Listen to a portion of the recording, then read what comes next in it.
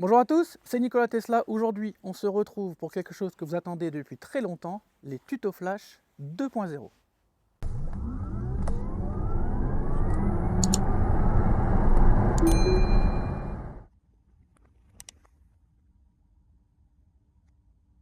Alors ensuite, juste en dessous, parce qu'on en avait fini avec les pédaliers de direction, tu as l'onglet recharge. Alors cet onglet, il va apparaître tout seul lorsque tu vas brancher ta voiture, que ce soit sur n'importe quelle prise de courant, une prise de courant classique, sur ta borne chez toi ou sur les superchargeurs. Et donc c'est ici que tu vas pouvoir régler ta limite de recharge. Puisque, alors toi, ta batterie n'a aucun problème, n'a aucune restriction par rapport à ça, tu peux charger à 100% tous les jours.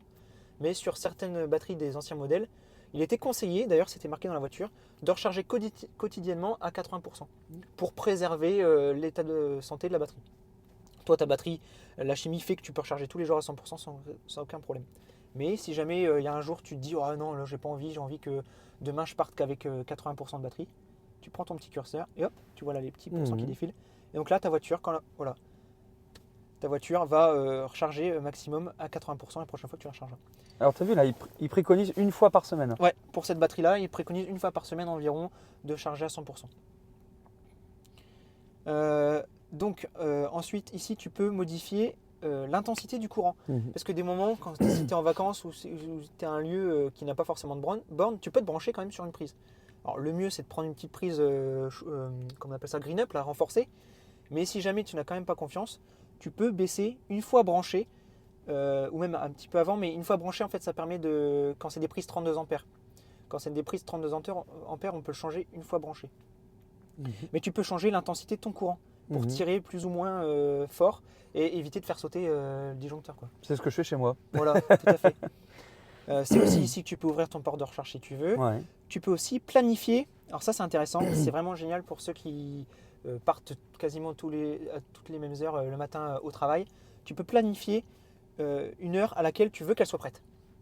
Aussi bien au niveau de la charge qu'au niveau, on peut le voir ici en cliquant sur paramètres, du préconditionnement. En fait, ce que ça va faire, c'est que ça va préparer ta voiture au niveau du chauffage et ta batterie pour qu'en fait elle soit chaude déjà à une heure précise. Donc soit tu peux lui demander de le faire toute la semaine, ou soit en semaine, donc c'est-à-dire que ça ne prend pas en compte le week-end. Et tu peux également pour les recharges programmer des heures creuses. Comme ça, elle va essayer de charger le plus possible dans ces heures creuses pour que ça te coûte le moins cher. Et c'est également à cet endroit que tu peux voir ta dernière session de recharge payante, combien ça t'a coûté et où est-ce que c'était.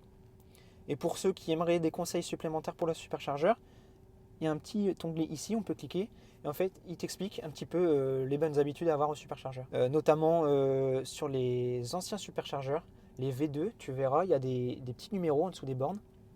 Alors les V2, c'est ceux qui ont deux câbles en France. Ils ont un gros câble pour les modèles S et les X et un câble en haut pour ta voiture parce que c'est pas la même prise.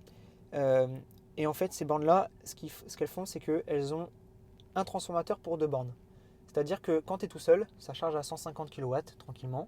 Mais s'il y a une voiture qui vient se brancher à côté de toi, la puissance va être divisée par deux.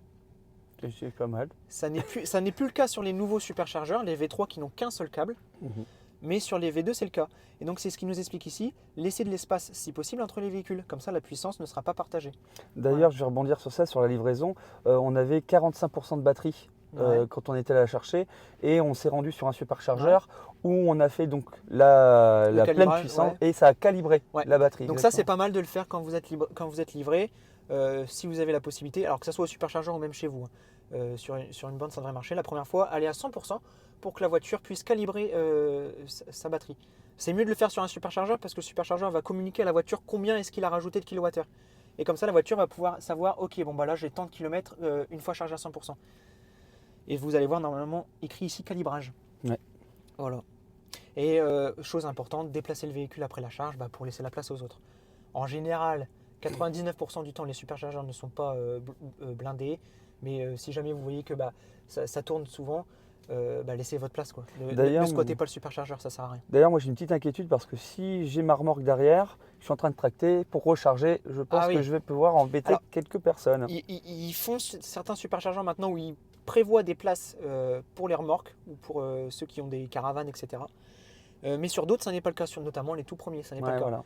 Donc soit tu décroches et puis tu la mets, parce que souvent ils sont dans des parkings, tu as d'autres places en face. D'accord. Donc soit tu mets ta remorque sur une place qui est en face lambda. Parce que, oui, c'est bien pensé ça, les histoires de laisser de la place Mais à côté. sur les nouveaux superchargeurs, je pense notamment au superchargeur V4 auquel on est allé pendant les vacances. Tu avais une grande place et en fait c'était fait exprès comme ça, tu n'avais pas besoin de décrocher ta remorque, tu pouvais te brancher directement. V4 alors? Ouais, c'est les tout derniers superchargeurs. Ils sont complètement différents des nouveaux. On pourra vous mettre une petite photo en incrustation. Donc je vous dis à tous encore un grand merci. N'oubliez pas les abonnements, partagez la vidéo, partagez la chaîne autour de vous, les pouces bien sûr, les commentaires. Et je vous dis à tous à très bientôt pour d'autres vidéos et d'autres tutos sur la chaîne Nikola Tesla. Bye bye.